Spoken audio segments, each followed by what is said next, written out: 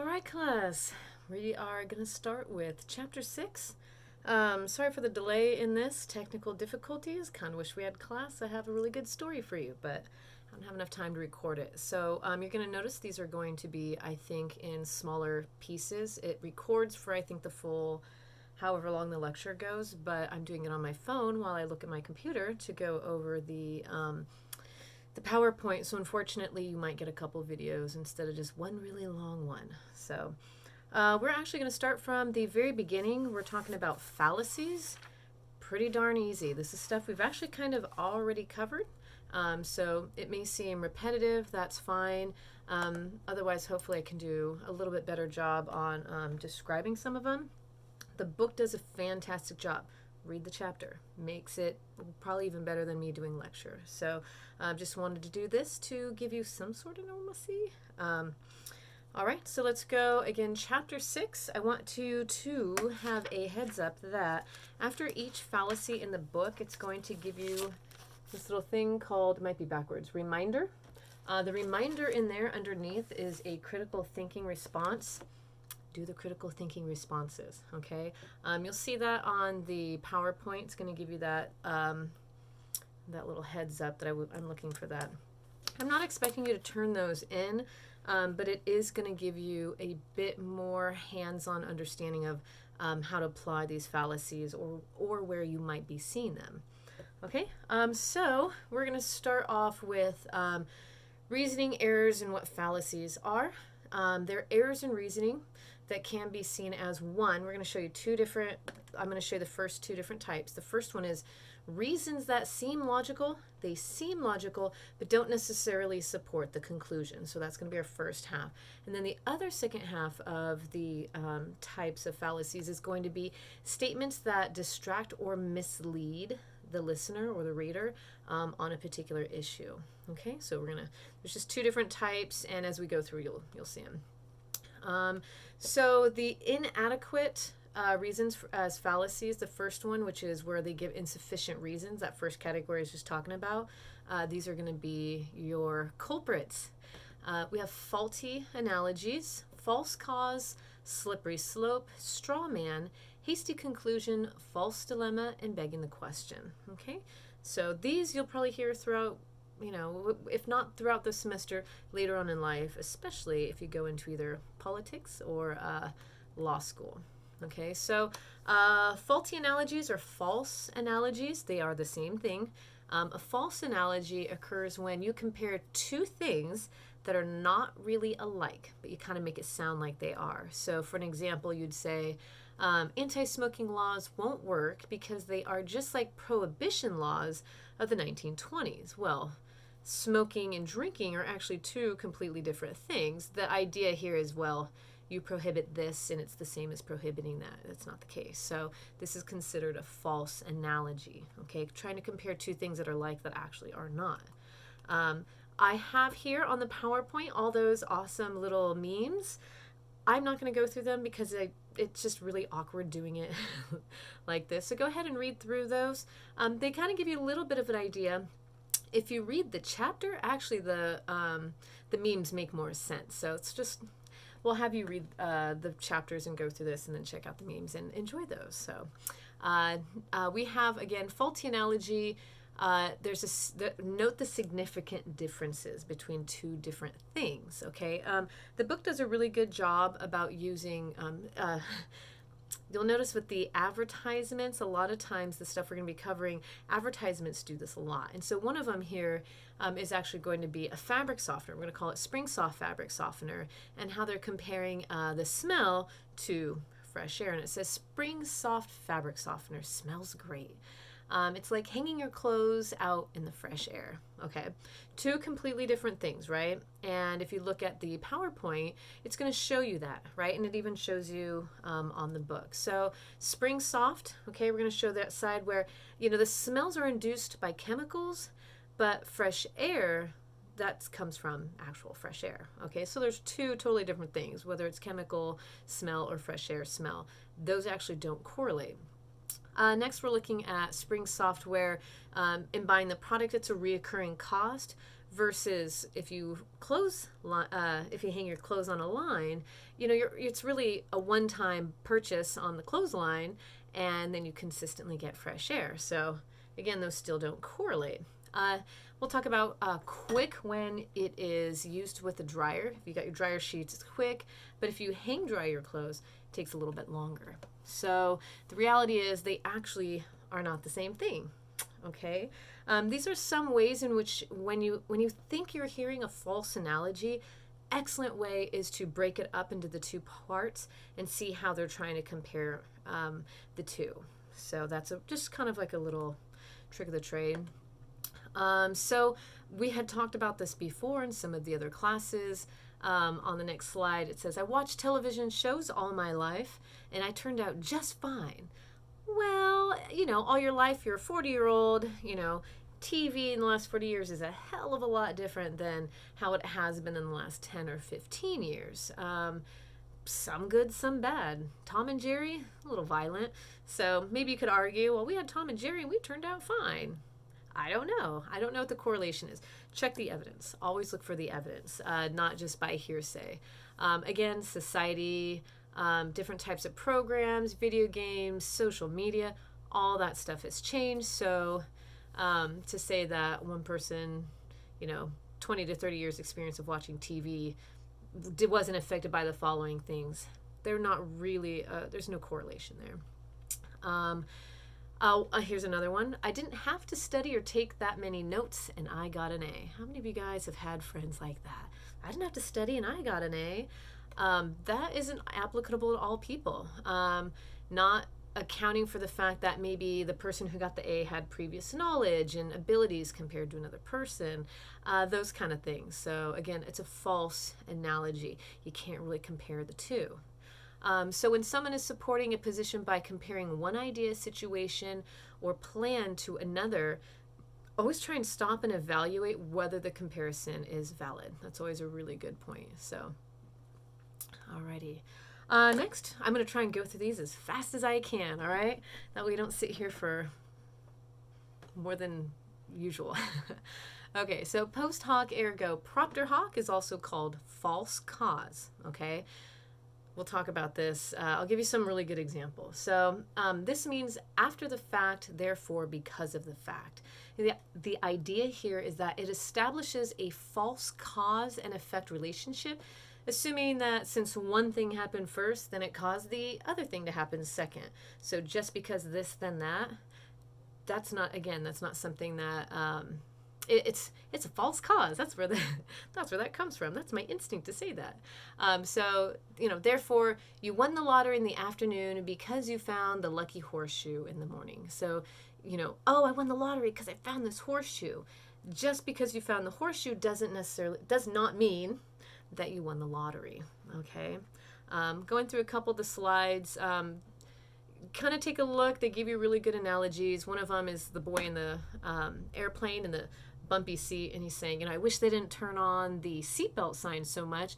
Every time they do, it gets bumpy. Well, it's not that the sign is making it bumpy, right? But the false analogy is that because the sign went on, then it got bumpy. Okay. You can click through the rest of these little pictures. It's too awkward when I share them. So, okay, so again, false cause occurs when there is no real proof that one event caused another. Okay, so the only evidence is that one occurred after the other. So the only evidence is, well, this happened right after this, so that must be the reason why. We're talking about here, correlation is one of our vocabulary words. Keep that in mind. A connection between two objects or events. Okay. Now, noting a correlation is sometimes the first step in exploring a causation, but it does not equal causation. Okay. Correlation does not equal causation. You guys have probably heard that often. Causation is a connection between two events in which it is established that one event caused the other. So again, correlation does not equal causation. Just because something happened and then something happened after doesn't mean what happened first caused the second thing to happen. Okay, I hope you guys get that one. Some really good examples of this is superstition. Yeah, I'm not going to say I'm not superstitious. I definitely have definitely done some very superstitious stuff, especially salt. Anyway, superstition is a great example of a false cause. Find a penny, right side it, pick it up, and all good day you'll have good luck. I can't pick up a penny with the butt part, the back of it. I always have to flip it over and pick up the head. I do not know why. That's just superstition. My assumption is, right here they're talking about either lucky or cursed. It creates a way of acting that actually could create said superstitions to quote unquote come true. It's kind of in your head, right? Like if you think you're lucky, then, if something good happens, like, oh, it's because I'm lucky. Or if you think you're unlucky and then something bad happens, you go, oh, that's because I'm unlucky. Do you see that, how that works? Okay, so a lot of times people will use this as a way of blame. Okay, politicians do it very often. So a president comes into their new seat, and the economy is just falling apart, and the first thing they might say is, I didn't get us into this mess. Or say the economy is really good, and they go, oh, that's because I'm president now, even though they've only been there a couple weeks, and it is absolutely impossible to change the economy in a couple weeks. Or, yeah, I probably shouldn't say that right now. We're just like, economy's really hitting the floor. But you know what I mean? So it is hard to either blame or take credit without having more evidence standing behind it. So blaming is an ad hoc fallacy. It creates more issues in reasoning and ignores the more complicated factors, the things behind what's happening that need to be understood or addressed in order to change the situation for the better. So ad hoc, unfortunately, false cause, because of this, therefore that, it's oversimplified, and it's not looking at that middle ground of what really needs to happen. It's just either the blaming or the reasoning. Oh, the reason why this happened is because of this. Again, false, what do you call it? False cause. Post hoc, a lot of times people will shift the blame. Like the reason why our team lost is because we weren't playing at home. You see some superstition in there too, right? And also blaming. I failed the class because the teacher hated me. I can't see how that would be the case. You either did the work, you didn't do the work. I saw how you put. So here's a good one. You get your television from a repair shop, right?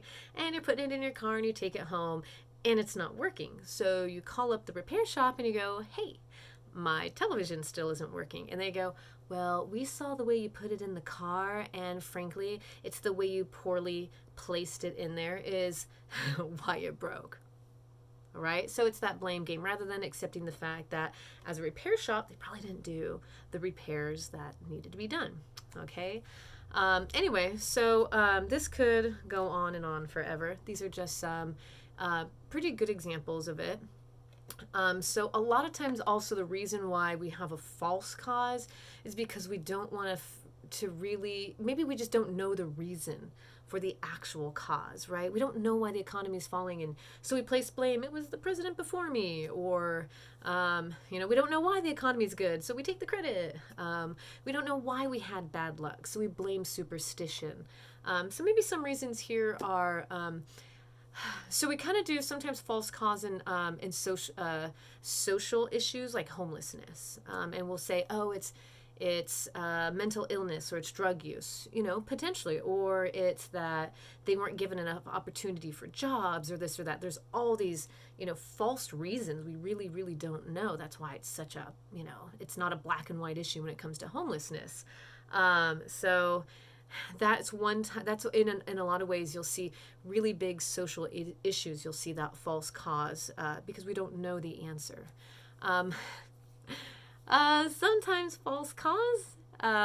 We use it to kind of believe in aliens, right? We don't know the reason, so we say, 'cause aliens, right? You'll see that a lot when people don't have explanations for, wild things that happen. They're just like, dude, that has to be aliens. How else would you explain it? Okay. It's why we believe in superstition. And sometimes this false cause is our way of, a fear of being found out, right? Politicians do this a lot because they want to blame someone because they don't have the answer. And so instead of looking weak by admitting, hey, I don't know, they'll go, oh, well, it's because of them. It's this. It's all their fault. We're kind of seeing it a lot right now between the healthcare systems and all the things going on. There's a lot of finger pointing that's been going on about what's happening, rather than the admission that the world's kind of falling apart and we don't know what to do. So there's these false cause claims being thrown out there. So a lot of times people use it to blame others for their shortcomings or their inability to answer a question.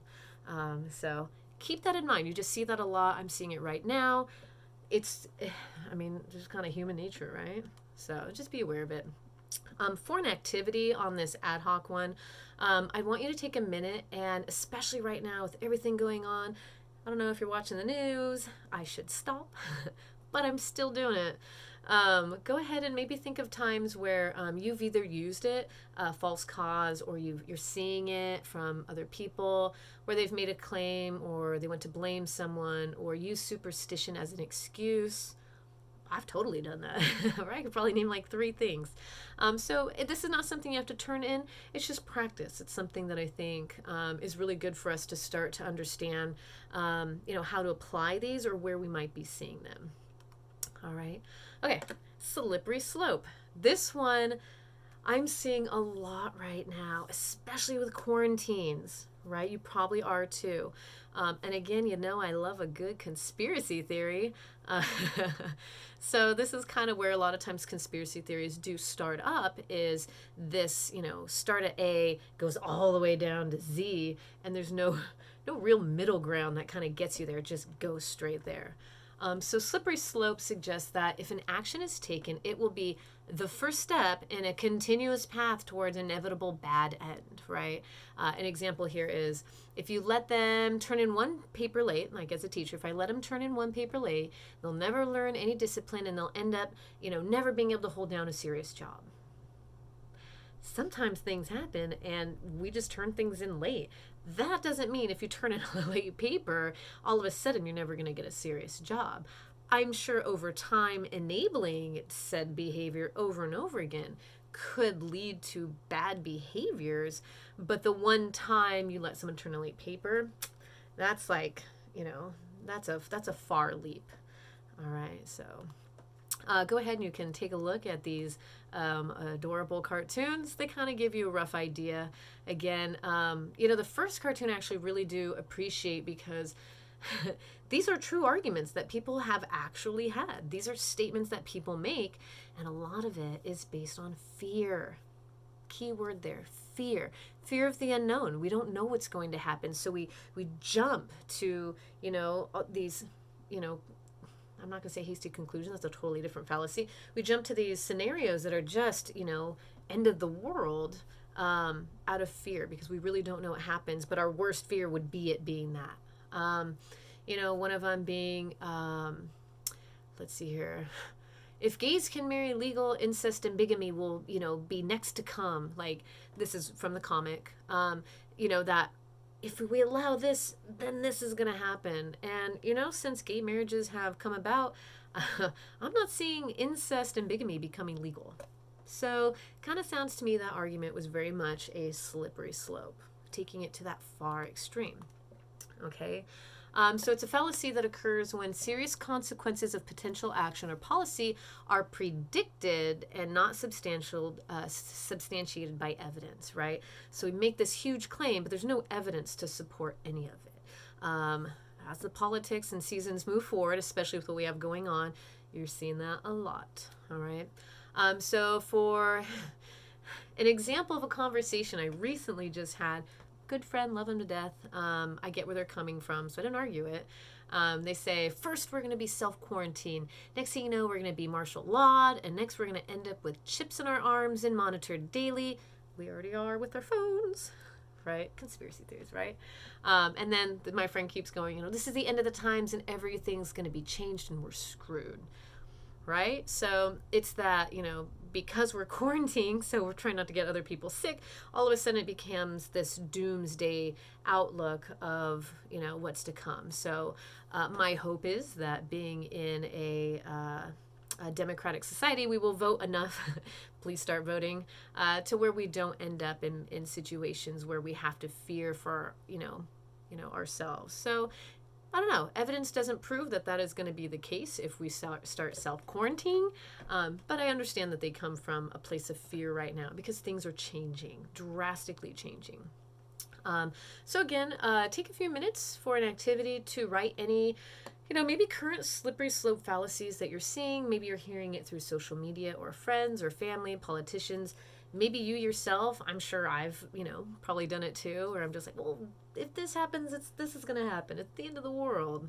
And it's kind of, a lot of times these fallacies come from places of fear, of the unknown, of trying to make sense of the world. Okay. So, just kind of do an activity where you see that happening. Again, you don't have to turn it in. I would just like you to do it for yourself. All right, straw man. The straw man fallacy sets up a weak or negative argument and claims that it is held by an opponent, consciously misrepresenting the opponent's views. So, that you're misrepresenting the argument the opponent is making in order to make it easier to attack them. Okay. So an example here is the president wants the U.S. to have a healthcare program that is just like those of countries that are socialist. All right. I will always stand against socialism taking over our country. We have that argument a lot right now, that having a healthcare program instantly makes us a socialist. Well, that's blowing out that term healthcare for all into this socialist act. These are two completely different things. But what the person is doing and against the opponent is they're trying to blow out what their argument is and attacking it in a way in which it's completely false. It's exaggerating what the opponent's trying to say in order to win the argument. And I'll show you an example of that in a second. You can go through again when you read the when you read the chapters. These memes will make a little bit more sense to you. Okay. And my absolute favorite actually is the Calvin and Hobbes one. Please read that one because actually I'll give you kind of a snippet of it. Calvin gets his ball up in the roof. He's like, Dad, can you bring it down for me again? And his dad goes, I told you, stop doing that. Quit getting your ball in the roof or in the gutter. And Calvin's like, relax, Dad. It's just a ball in the gutter. It's not as if I've been embezzling money or killing people, right?